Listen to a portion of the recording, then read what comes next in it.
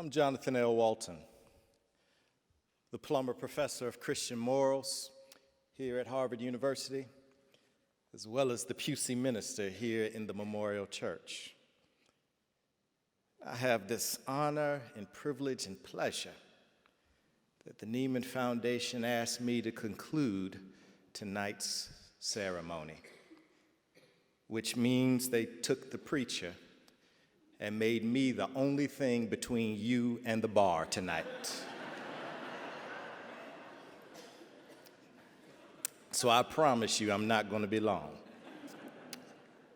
But the first thing I want to do tonight, I would like to ask you to join me in once again celebrating these wonderful voices that presented to us tonight.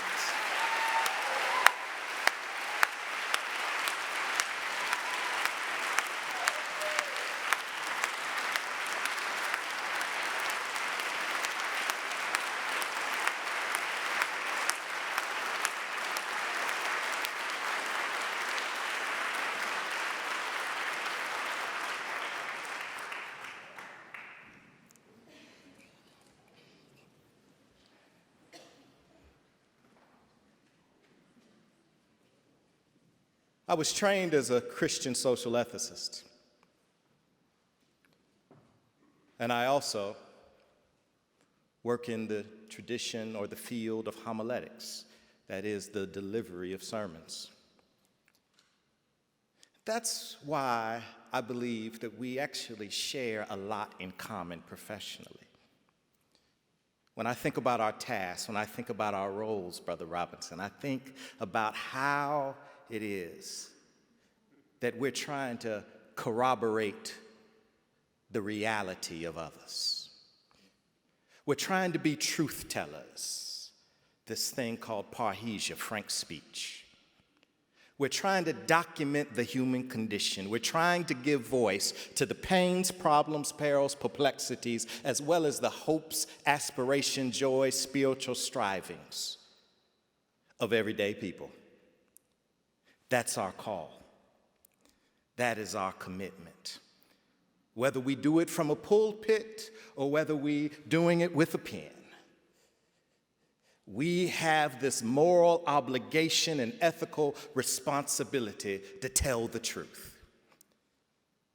And that is one of the reasons why in a class that I teach that I had the pleasure of having some Nieman Fellows in that class. As a matter of fact, I see you, Sister Lolly. There's an article I assigned by the towering literary giant, formerly known as Chloe Walford, now we know her as Toni Morrison. And she has this essay entitled A Site of Memory. And in this essay, she describes her work, and she says, people ask me all the time, is your work fact or fiction? And she says, the dividing line between my work is not fact or fiction, it's actually fact or truth. Facts, she says, that's too easy. Facts are ever before us. Facts are morally ambiguous and morally promiscuous. But truth, we have to look for. Truth, we have to dig down. Truth, we have to find. That could be the reason why it is said that the Roman goddess Veritas, the goddess of truth, she was known for hiding in wells. And whenever one thought that you found her, she would disappear once again. That sends us the message that truth is elusive. Truth, we must become archaeologists of sorts. We must dig down deep to find it. There's a difference between facts and truth. I'll give you an example. At Princeton Theological Seminary, there's a plaque outside of the Mackay Campus Center, and it says, dedicated to one of our alums, Elijah Parrish Lovejoy, who died defending freedom of the press in 1837. That's a fact. Unfortunately, that plaque obscures the truth. Because the fact is, yes, he did die defending the freedom of the press, but what they left out was the fact that he died defending his press that was publishing an abolitionist newspaper. And it was a pro-slavery mob that came in and lynched him on that day. That's the truth of the reality.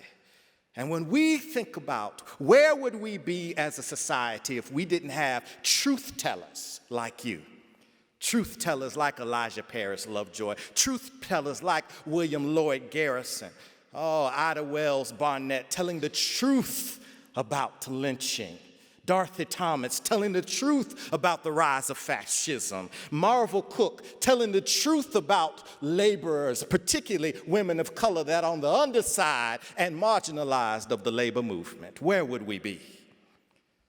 Where would we be if we didn't have those who captured the truth of Tiananmen Square, of apartheid South Africa, captured those images on Edmund Pettus Bridge on Bloody Sunday? It's the truth that changes our experiences and have propelled and catalyzed this society forward. And as we heard tonight, where would we be if we didn't have the Janaes of the world telling us that fleecy locks and dark complexion cannot forfeit nature's claim? Where would we be if we didn't have the Isaacs of the world who were telling the story of young people who wear the mask that grins and lies, that hides their fears and shades their eyes? Where, would we be if we didn't have, Brother Eli capturing the images of the people that the power structures of this society would rather render invisible because their very presence makes us uncomfortable? This is who you are. You are warriors for truth. You are soldiers on the front lines. And even when the facts of life may want to obscure your role, even when the facts of life want to say that your role is diminishing in society, when the facts of life tell you that there's no more money and budgets are being cut, there's still a truth that has to be told. There's still new stories that have to be unearthed. There's still new wells that we have to dig deep down. In this wall, on these walls, are the names of 1,113 men and women from Harvard College and Radcliffe. Men and women who gave their lives, who paid the ultimate sacrifice, World War I, World War II, Korea, and Vietnam. This is why I believe, Anne-Marie, this is why I believe, Brother James, it was a beautiful moment that you held this event here tonight, because when this place was dedicated on Armistice Day, 1932, the Memorial Church, it was dedicated as a war memorial to signify service and sacrifice. What we're here to celebrate tonight, your service, your sacrifice for a cause bigger than yourself, that cause being truth. And up there on that wall, there's a moral lesson for all of us. It's under Harvard Divinity School, in fact. When you walk out of here, look, you'll see the name up there of a gentleman by the name of Adolph Sandwald. Adolph Sandwald, he studied at Harvard Divinity School during the 1924-1925 academic year. And he was killed in World War II on the side of the Germans. That's why up under his name, you will see in parentheses, enemy casualty. Well, people have dug up some truths about Adolph Sandwald. And those truths have disrupted and overturned the facts of him being an enemy casualty. In fact, we have found out that far from being a Nazi, far from being a part of the Third Reich, this Lutheran pastor, Adolph Sandwald, was a part of the Confessing Church movement. This was a movement of Lutherans that was led by that great martyr, Dietrich Bonhoeffer. And at his church, he spoke out loud and crystal clear against Nazism's view of racial supremacy. As a matter of fact, in his congregation, he used to harbor Jews who were trying to flee.